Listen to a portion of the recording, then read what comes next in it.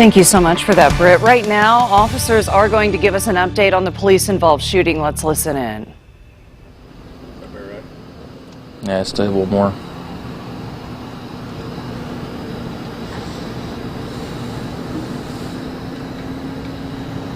Yeah, we're not going to hold people up.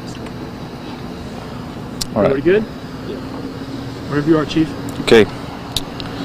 The information I'm going to provide now is a preliminary and subject to change as the investigation progresses. This is the information that we've gathered to this point, but there's still lots of work to do. As you can see behind me, detectives and the Marion County Forensic Services Agency are still working and doing their jobs. Shortly after 1 a.m., IMPD North District officers responded to a disturbance call in the 1400 block of Fairfield Avenue. After arriving, officers came into contact with an adult male who reported that another individual was harassing him somewhere down the street. Officers talked to the person shortly and then turned to go investigate where this other individual may be located. As the officers turned, who turns out to be the suspect produced a knife and stabbed both officers. One officer was stabbed in the neck, the other in the chest during that initial unprovoked attack. The officers then gave verbal commands and discharged their weapons when the suspect failed to listen to their commands. The officers were transported by other officers and provided first aid care to Eskenazi Hospital where they were being treated. One officer is just out of surgery in a stable condition and expected to be in the hospital a couple days. The other officer was being treated in the emergency department and will potentially be released later today, but that's still up to the medical professionals. The suspect was provided care on the scene by emergency medical services and transported to Methodist Hospital for treatment and is also in stable condition. Multiple officers had body-worn cameras which were operating at the time of the incident. The critical incident response team will investigate this matter criminally alongside the Marion County Prosecutor's Office. The Marion County Forensic Services Agency is processing the evidence here and any evidence recovered at Eskenazi Hospital from the officers. A separate administrative investigation will be performed by the Internal Affairs branch, which is also on scene working alongside our officers. The police officer support team is assisting both the officers at the hospital, their families, and the supporting officers who in my view, did a heroic job of providing first aid care thanks to equipment provided by the taxpayers of this county and specialized training and equipment that they purchase on their own. Their efforts today, and many times as we've seen with some of our critical critical injuries, gunshot wounds, stabbings, they save multiple lives a year, and it is my contention that they did a fantastic job tonight, and the doctors at the hospital treating the officers' injuries. As we move forward in this investigation, as always, the Use of Force Board, which is a civilian majority, will investigate the facts and circumstances to look at department policy and procedures and make sure they're followed. I have viewed one of the body-worn camera videos. It's disturbing, and it is heroic all at the same time. I'm very proud of this police department. I'm proud of the officers. We are lucky, let me say this, we are lucky to have women and men who are willing to put themselves between us and evil every single day. It is a tough job. It's tougher now than it has ever been, and I am so proud to be honored to wear the same uniform as these brave officers that we saw here tonight. Chief, do you believe this was an ambush attack? Was there actually another person that was harassing the suspect? We have been unable at this point to locate anybody else engaged in any sort of disturbance at this location. The address in which we were pointed to appears to be uninhabited at this point. There is no one else that we're talking to There's no one else that's come forward with any information that they were engaged in some sort of dispute with this suspect. It was 100% unprovoked. Had was the this an suspect... ambush then, Chief, was this this has happened before? Last May, some of your officers were called to an address, and they were shot upon.